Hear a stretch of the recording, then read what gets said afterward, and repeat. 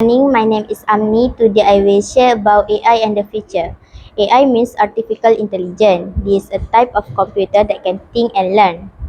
AI is already in our home. Some homes have smart speakers. You can talk to them and they can answer questions or play music. AI makes this happen. In school, AI can help students learn. AI can make game and app that teach us maths, reading, and science. AI makes learning fun and easier.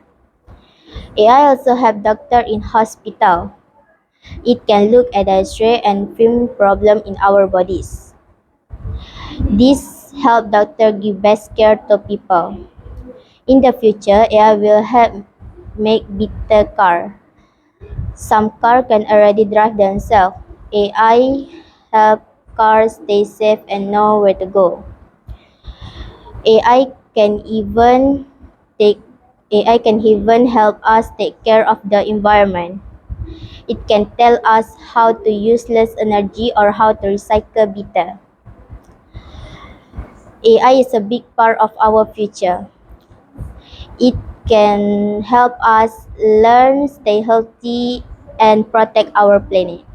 With AI, life can be easier and better. This is all from me. Thank you.